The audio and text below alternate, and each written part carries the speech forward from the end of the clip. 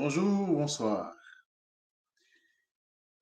Je m'arrête encore aujourd'hui pour une petite réflexion qui m'est passée par l'esprit. Et je me suis rendu compte que il n'y a pas de raccourci pour ton évolution. Cette réflexion m'est passée par l'esprit parce que je me demandais comment je peux faire, comment je peux faire pour apprendre certaines choses un peu plus vite, comment je peux faire pour que certaines difficultés ne se présentent pas, ou alors comment je peux simplement copier et coller pour aller plus vite.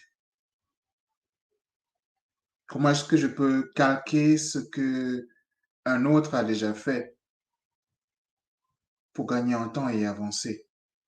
Ça semble être une stratégie normale, ça semble être une stratégie logique, parce qu'on gagne en temps, on gagne en énergie, on gagne en argent. Bref, on avance plus vite avec très peu d'efforts.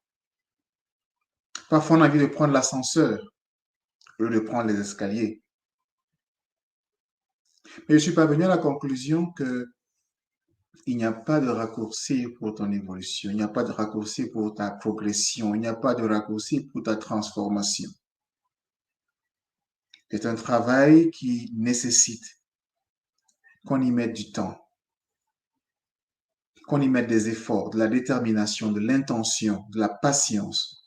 C'est vrai, quand on regarde autour de nous, on voit des personnes, on voit des exemples de personnes qui semblent avoir réussi ou bien transformé leur vie ou bien transformé leurs résultats du jour au lendemain. On voit des personnes qui semblent donner l'impression que c'est facile et qu'il s'agit simplement de claquer du doigt pour que les choses passent de zéro à héros. Peut-être que ça a effectivement été le cas pour certaines personnes,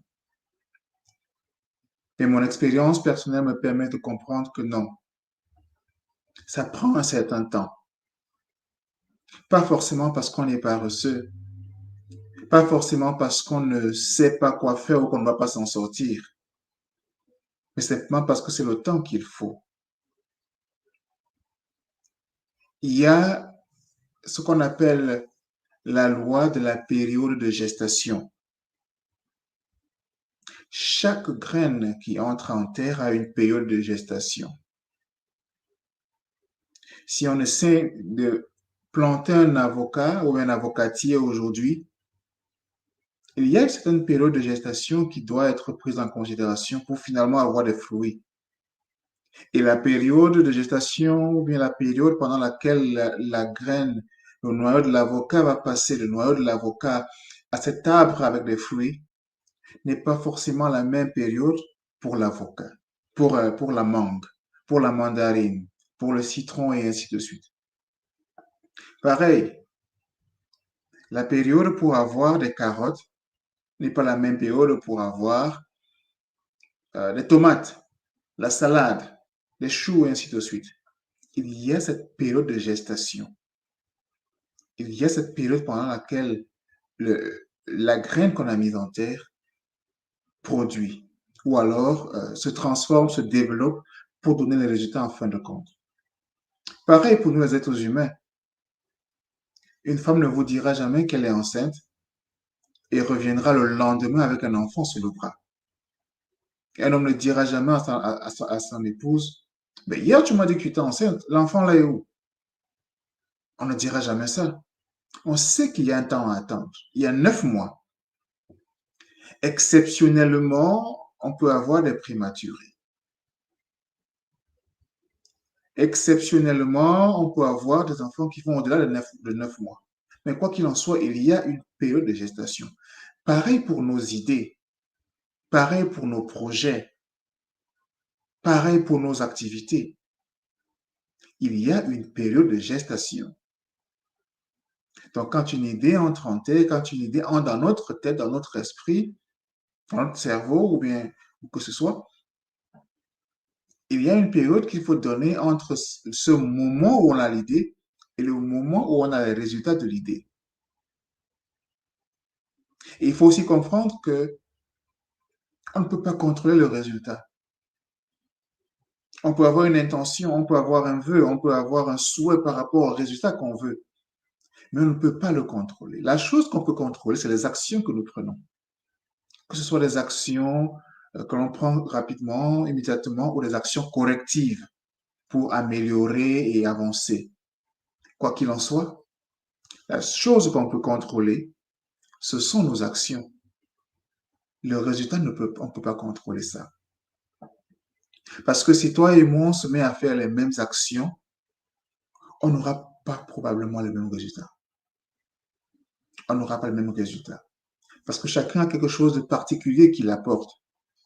Chacun a quelque chose d'unique qu'il apporte dans sa méthodologie, dans sa stratégie, dans son approche. Et ça change tout. Et c'est justement ça le problème aussi, parce que on a souvent envie de faire comme les autres. On a regardé telle personne sur Internet, on a vu qu'il fait telle chose, qu'il fait telle chose. On veut effectivement devenir la copie de cette personne-là. Ah, il a 100 likes. Ah, il a 1000 likes. Je veux absolument être comme lui. Ah, il a 25 000 abonnés. Je veux absolument être comme lui. Ah, il poste tous les jours. Je veux absolument faire comme lui. Ah, il veut acheter une nouvelle maison. Je veux absolument faire comme lui.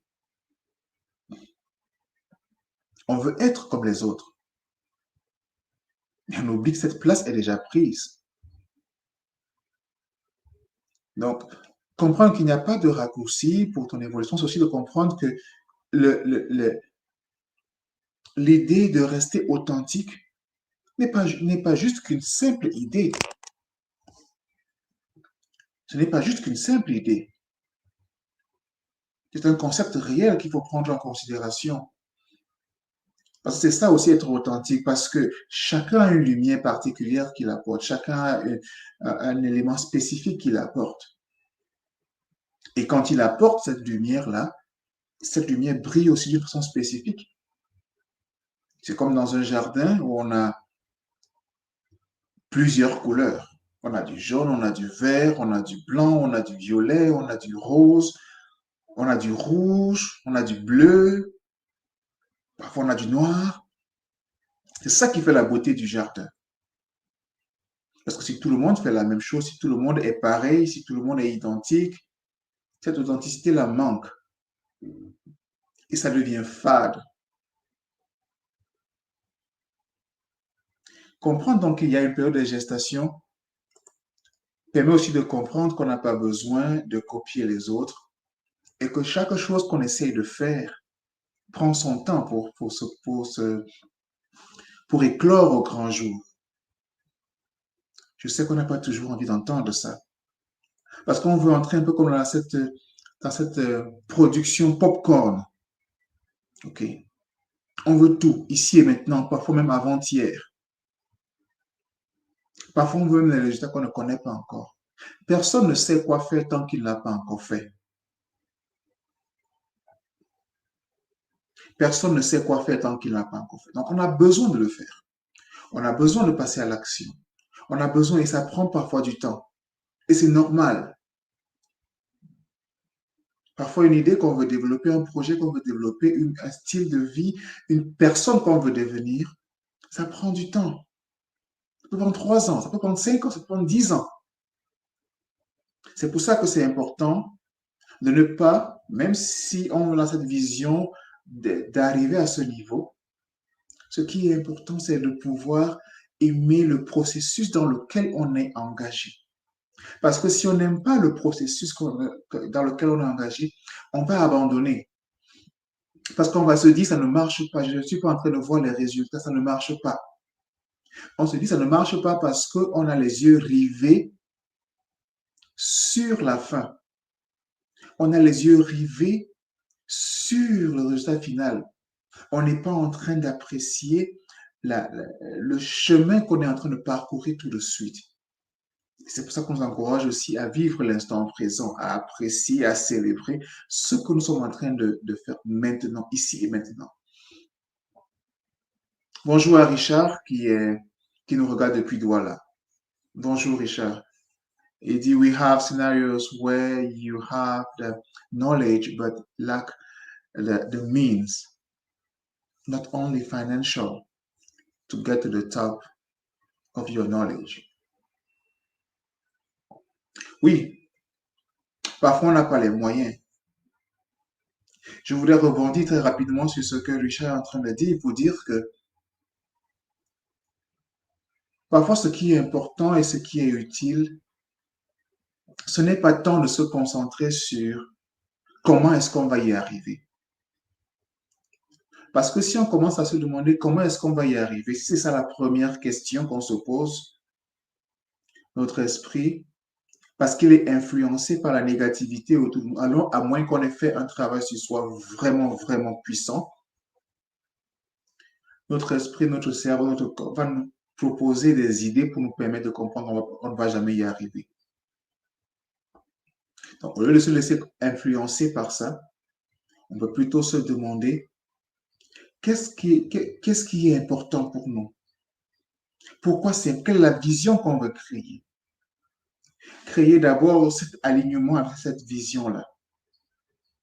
Et puis progressivement, notre esprit, la clarté que nous allons atteindre dans cette intention va nous permettre de trouver les moyens. Et il a raison, ce ne sont pas simplement des moyens financiers. Ça peut être une connexion. Ça peut être une personne qui nous permet de comprendre les choses autrement. Et donc, il nous permet de rediriger notre projet, notre idée, et ainsi de suite. Non, les amis, il n'y a pas de raccourci pour ton évolution. On ne va pas toujours chercher à prendre l'escalier. Je veux dire, on ne va pas toujours chercher à prendre l'ascenseur. Il faut aussi accepter de prendre l'escalier. Quand vous voyez un enfant, il ne passe pas de la CIL au lycée ou au collège. Il ne passe pas de l'école primaire au collège rapidement comme ça. Dans chaque bloc, il y a des étapes.